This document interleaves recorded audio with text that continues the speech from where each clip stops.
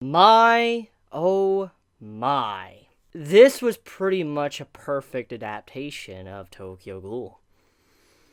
Studio Clown, you did it. Even if you outsource all your episodes, still just, you finally did it. Tokyo Ghoul's anime, it finally did it. Like, it actually had pretty much a spot-on episode that I can truly say without any sarcasm, without lying or anything, or sugarcoating it.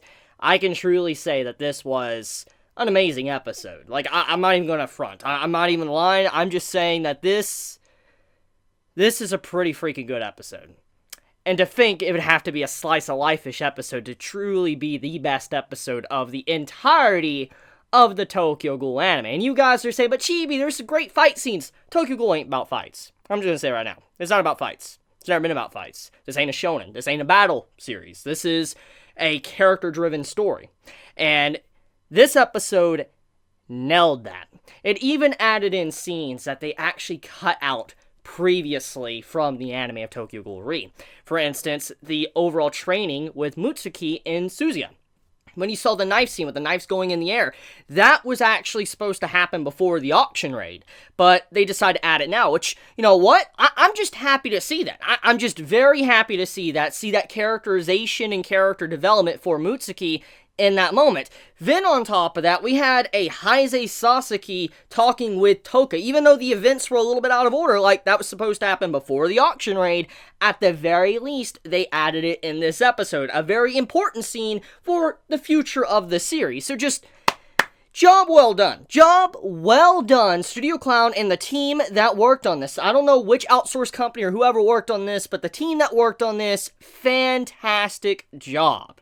Like, oh my god, like, honestly, if I have episodes like this consistently, I would not be ranting as much as I do about the anime. You would see me actually just having so much fun and enjoy, just because I love Tokyo Ghoul. I'm passionate, and just seeing this makes me happy. I mean, there's really nothing to complain about. I mean, there's only one thing, but it's relatively minor, and it can be added back. If they were going to add stuff like Heisei Sasaki talking with Toka back, and then a knife scene with Mutsuki and Suzuya, they could easily add back in the scene that they kind of cut from this episode. The only thing they changed that makes me kind of scratch my head is the Eto stuff from this episode, which I will get into right now. Now, I'm going to be honest with you. If you're an anime only, like I've already said, you should read the manga. I've said this many times. I know many of you do not want to read the manga. I understand that.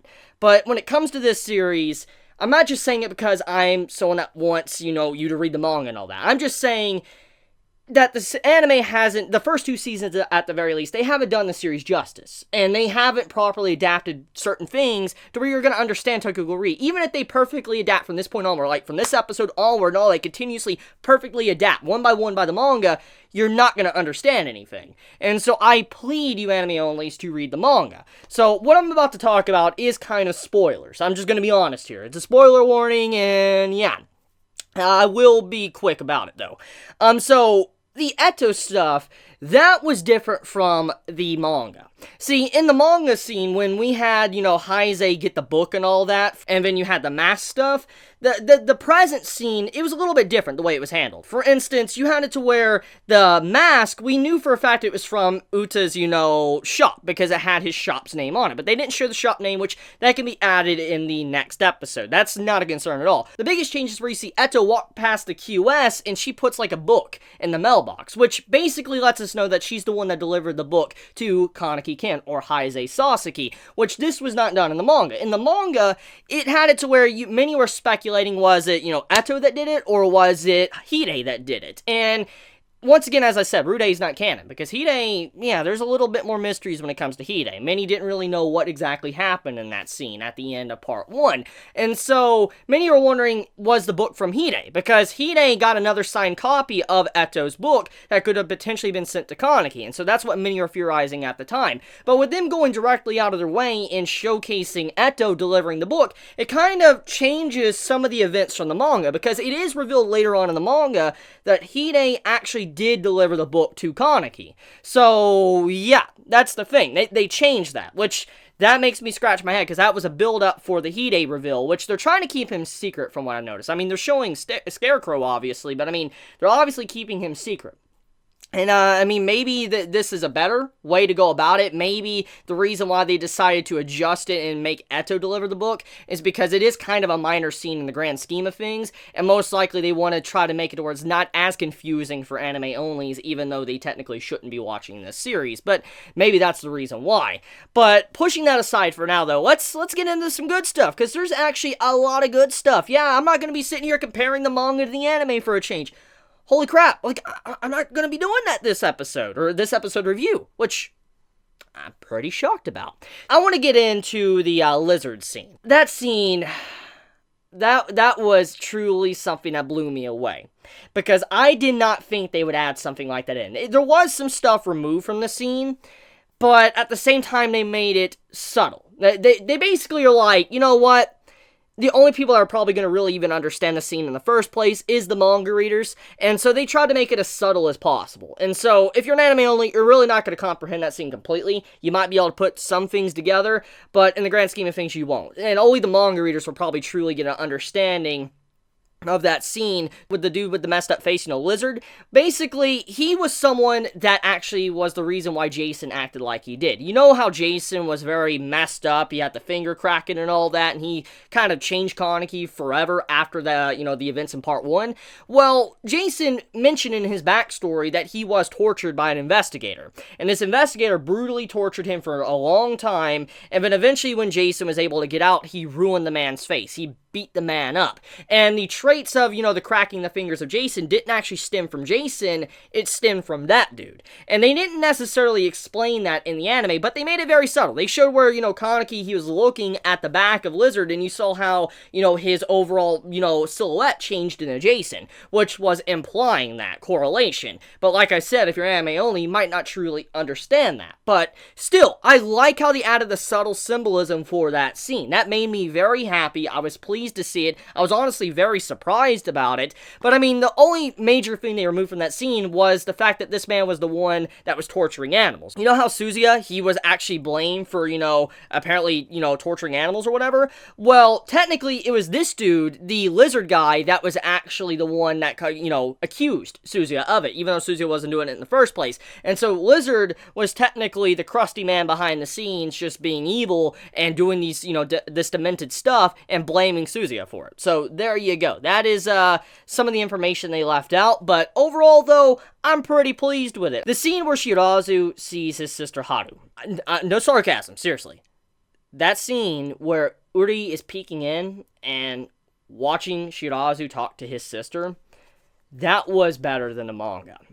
The reason why is because the voice acting is what truly carried that scene. Just hearing Shirazu's voice actor talking and me knowing what's to come in the future, and just seeing the way they had the camera angles of the scene, showcasing the sister with, this ROS and all that, it's pretty messed up. And I just gotta say that I like the way that was done. I truly appreciate that little subtle scene. There was a really good, I guess, feel to it. And this is just the beginning of the sad things to come. The party. So, there was some things changed there. Hanbi and all that was supposed to be there for the party, but they decided to say, you know what, let's cut Hanbi and stuff out. Let's, just add in Akira and, Artema, because it actually makes complete sense for them to be there. And so, I think, for the most part, that change for just having Akira and Artema there was for the better.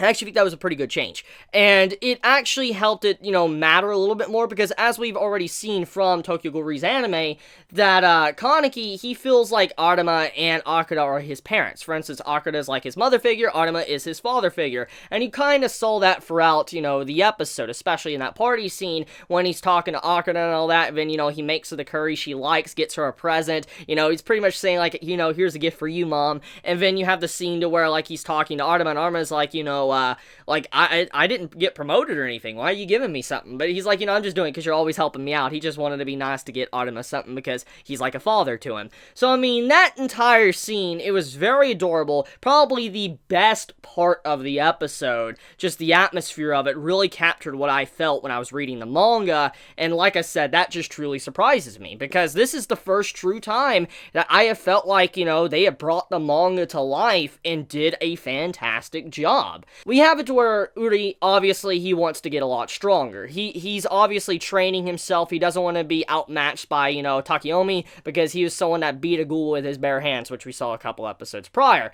And that makes a lot of sense. I mean, as you've already seen, many of you, that he is someone that wants credit. He is someone that wants a promotion. He is someone that wants to reach the top. And obviously, Takeyomi, being able to, take out a ghoul like it's nothing with his bare hands, it's overshadowing Uri to where he feels like, he's inferior still. And so he's trying to outmatch him, get a lot stronger, which is why he's doing a lot of physical weight training, which that is something I do need to dive into because it was not explained actually for Tokyo Ghoul, and I want to let you guys know. So the reason why Uri is pushing himself with a lot of weight training is not just because he's building strength, because that's technically what he is doing, but there's an explanation for it. See, RC cells, which are in ghouls, they work a very different way. For instance, if you get injured continuously and you use your RC cells and you heal, it strengthens your body. For instance, the reason why Heisei Sasuke Kaneki Kim is so strong, why he's able to tank so much or, do so much damage or whatever, is because he has a lot of wounds he's, got throughout the series. Think about the whole Jason stuff. When Jason was just, torturing him throughout part 1, that really strengthened Kaneki's body. See, when the series first began, when Kaneki first became a ghoul, even in the anime, I remember it was actually showed by Nishiki. Nishiki's like, why do you feel like butter? Why does your body feel like butter when I'm opening you up or whatever? Basically saying that his body wasn't like a ghoul, because even though he got turned into a ghoul, his body wasn't strengthened after many continuous battles or fights and stuff, which many ghouls would get a lot stronger because their body becomes more durable. And that is why Uri is, forcing himself like he's, actually getting stronger, is because he wants to rip his muscles, repair the muscles, and then, RC flow will go better throughout his body. He gets a lot stronger. That's what he's pretty much doing. So to kind of clarify, that is why he was weight training throughout the entirety of the episode, why he was so focused or hell-bent on doing something like that. We have this stuff going on with Shirazu and Nutcracker. Nutcracker was turned into a Quinkei. She's being made into a Quinkei, correction. And you can see how this is kind of troubling for Shirazu. He is someone that obviously doesn't really know how to feel about the entire situation, because the final words of Nutcracker was like, I want to be beautiful and all that. Like, the way she said that when she died, it was very shattering for Shirazu, because, I mean, he took down someone that obviously started acting very human, and it makes it feel like he's a murderer in a way. Like, he murdered someone. Instead of just taking down a beast, a monster, this monster tried to act actually like a person, which, you could see that there's kind of like this psychological effect going on with Shirazu. Like, he's messed up in the head right now, and he just doesn't know how to act. So this is definitely going to be leading to some form of character development for his character. Now, I think that's pretty much about it. Yeah, it's a pretty fantastic episode. I do say so myself. Good job, Studio Clown. I hope I get to praise you more. I mean, I don't honestly like ranting and making fun of them or, making fun of the anime. I don't get enjoyment out of that, okay? I want to be honest. But I'm just glad to have, a great episode for a change. I mean, the recent episodes have been good, but this was, I would say this is literally almost as perfect as you can make it. I mean, there was some animation scenes that could have been a little bit better, but this is the best you potentially could make the anime of Tokyo Ghoul. So, job well done. What more of this? Please give me more of this. Please let more scenes like this be done, because the adaptation, pretty much spot on. I love you guys. You have a wonderful day or night wherever you live. Please be safe, stay healthy. If you enjoy my content, please subscribe. If you like this video, please leave a like. Chibi out.